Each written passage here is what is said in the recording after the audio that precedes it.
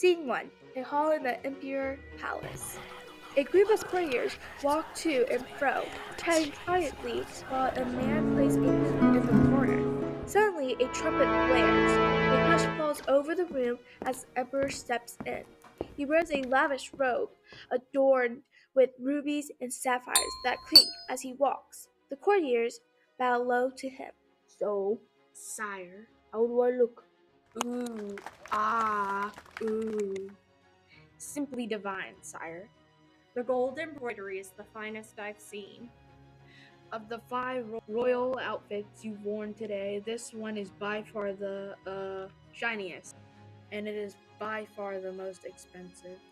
The emperor catches his reflection in a mirror and smiles at himself. A few courtiers whisper to one another. The emperor sure loves his fancy clothes. Why shouldn't he? He is the ruler. His vanity is known throughout the empire. A dangerous trait, vanity. Scene 2. Outside the palace. Near the palace doors, two people speak quietly. I hear he spends a fortune on his shoes.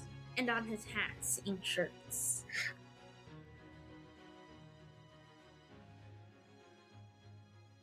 Placed on everyone so he can admire himself without having to strain his neck. He's a buffoon. His pride will be our fortune. The two tailors approach the palace doors. Halt! No one is allowed beyond these doors. But we're the best tailors in the world. Our cloth is so magnificent that fools cannot see it. It is invisible to them. Surely your emperor would be interested in that.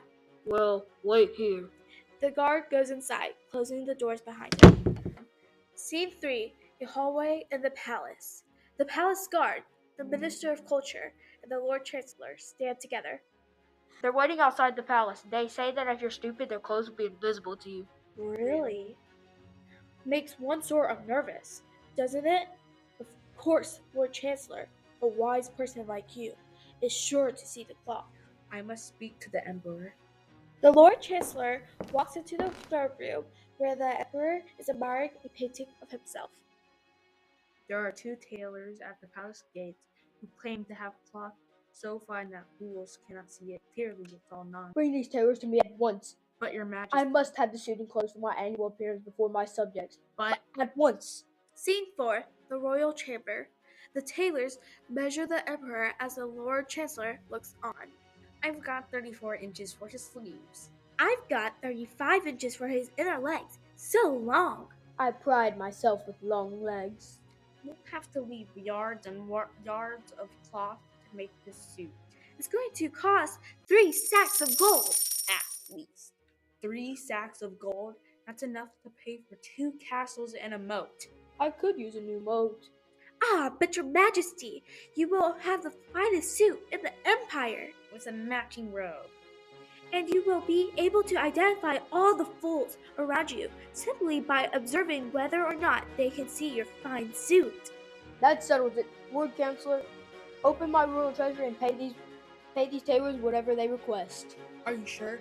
No one has ever heard of these tailors. I've asked around, and of course, no one has ever heard of us.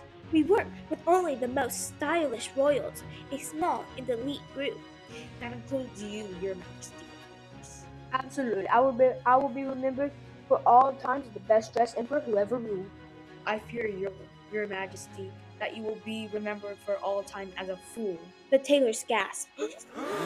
How dare you insult me? Can you not see what is happening?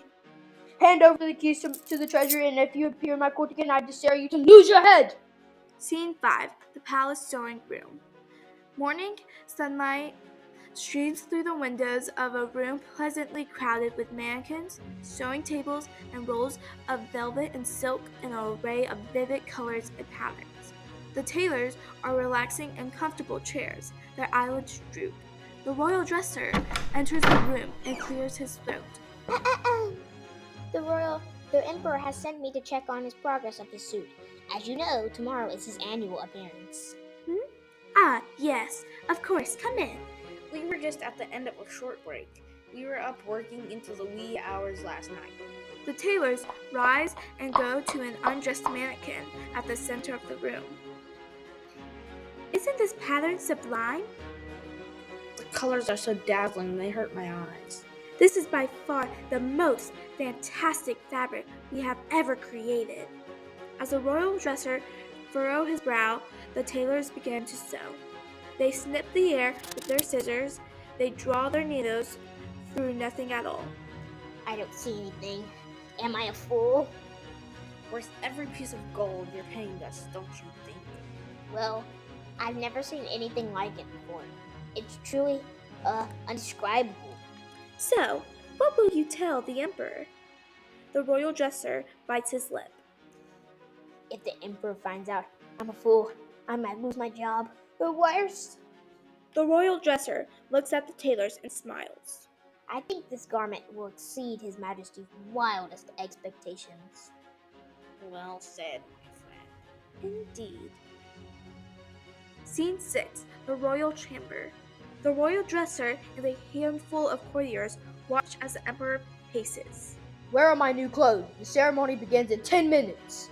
The tailors burst through the door. Their arms are outstretched, straining under the weight of imaginary garments. We're here! We're here! Finally, my clothes. Try them on, sire. Where are they? Can't you see them? I'm holding them up. The emperor nearly faints. He walks unsteadily to his throne and sits down. This cannot possibly be. The emperor calls out the royal dresser. Bring me my glasses. Which glasses, sire? You have so many. The ones that help me see.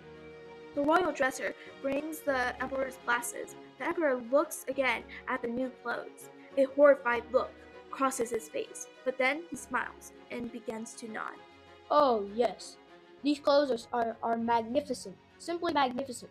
Why, that is just the right length. Robe? Those are stockings. Oh yes, I meant stockings. Just kidding. Of course that is your robe. We thought the fabric would bring out the color of your eyes. Your Majesty, would you do us the honor of permitting us to help you try on your new garments? The emperor begins to remove his clothes, but then he hesitates. He looks at the tailors, who smile reassuringly. The emperor finishes undressing, and the tailors pretend to help him into his new clothes. The royal dresser holds up a mirror. Your Majesty, it's astonishing how well your new clothes suit you. You think so? Without a question, courtiers, how do you agree? Oh yes, if I may say so, your calves look splendid. And your radiant royal complexion, you practically glow with power and might. Tailors, you are credit to your profession. Your work is exemplary, and you have my gratitude. Scene 7. Outside the palace doors. The emperor's royal subjects clamor outside the palace entrance. Step back.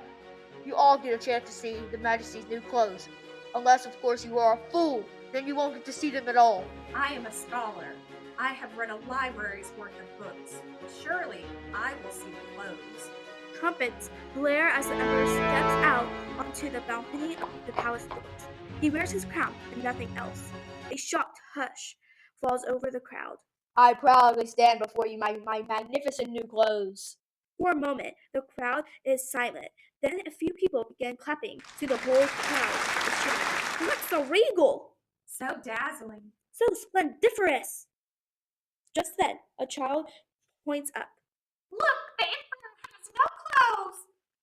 There is a moment of horrified silence, and then, as if a spell has been broken, everyone begins to laugh. Wearing his royal birthday suit. He got goosebumps. The emperor runs from the balcony into his chamber, where the courtiers stand, their faces red with shame. I have been duped. Those scoundrels. Why did you tell me?